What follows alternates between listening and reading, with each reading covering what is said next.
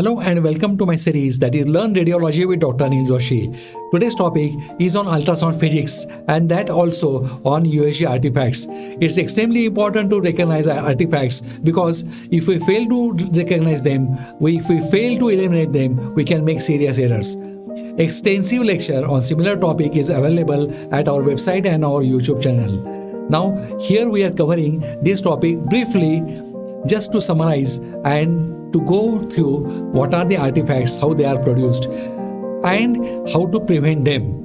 Now, before going to the lecture, there are disclaimers that most of the material in the lecture is our own from the department, which we use for our PG activities. There are certain illustrations which are downloaded from the net. Now, we are confirmed as a royalty free. Let's go to the topic that is the USG physics, ultrasound physics. In that particularly, we are going to look USG artifacts. Let's get going on the topic. Now, ultrasound artifacts, introduction. Ultrasound quality of the information obtained is determined by the ability of the operator to recognize and avoid artifacts and pitfalls. Otherwise, they can lead to a serious error. Many artifacts are induced by error in scanning techniques or improper use of the instrument, therefore are preventable. The basic aim of taking this lecture is whatever is preventable with certain small change in technique should be learned and applied so that there will not be any serious error. Artifacts suggest presence of structure that are not present or may obscure important finding leading to the error in diagnosis. So this is something which is not, I will not say unavoidable. Some of them are avoidable, but they are the structures which are displayed which are not there. Now, what are types of artifact?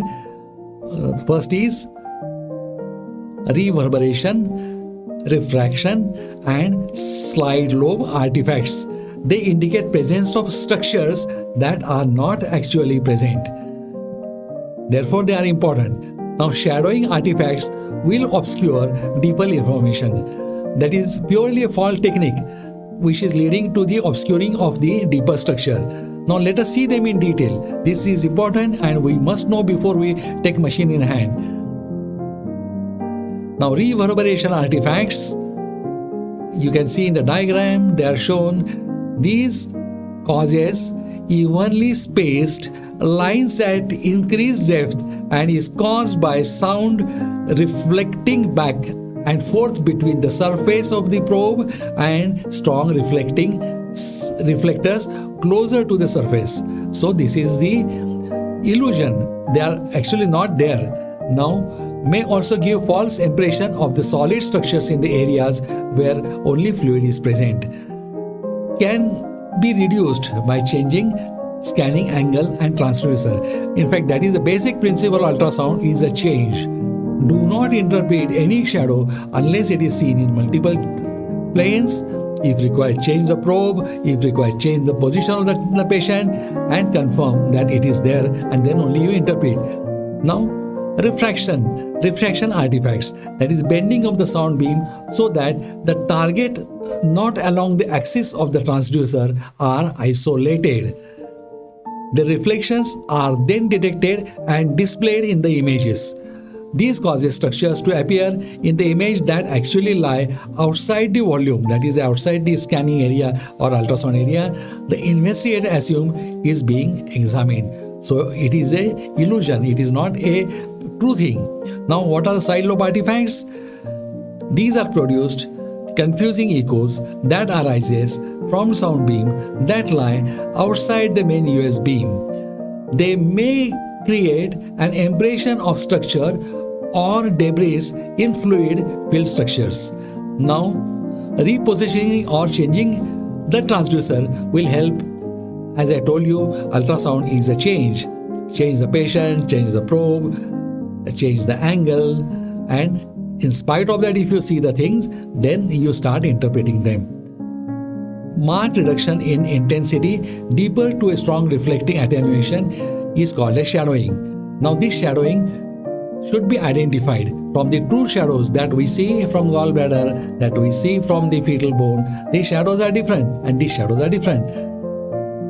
This causes partial or complete loss of information due to attenuation of sound by the superficial structure.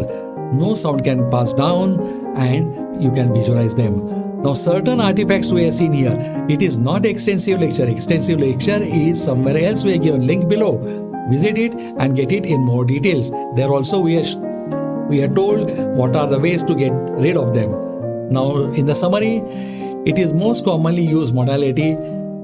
Ultrasound is the most commonly used modality, not only by the radiologist, but also by the gynecologist and cardiologist. It is available in most of the center. Its proper knowledge of physics and artifact are essential to eliminate the artifact which can otherwise cause a serious error.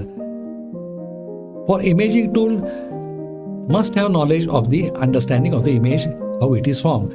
Why we teach basic physics is this is the reason. You have to find a difference between true and a false, illusion and a fact, and how to eliminate them to come to a correct diagnosis. Otherwise, there can be a major diagnostic error. Now, it is a dynamic technique. Ultrasound is a dynamic technique. So, make the changes are very easy. Just change the probe, change the position of the patient, make the angle different, and you see whether the things are same or they are different. The acquisition and interpretation depend on the skill of operator. Operator can easily mislead. He can show a pathology which is not there, or he can obscure a pathology which is there. So from both ways. With this, we are coming to the end of this lecture. I am very thankful for giving me your valuable time. Keep watching our videos. There are a lot of information in that, a lot of educational material in that. Till then, goodbye, good luck, take care, watch our videos. If you like it, give a like. If you subscribe, then you will get the all latest we produce for the radiology. All are educational. Thank you, take care, goodbye.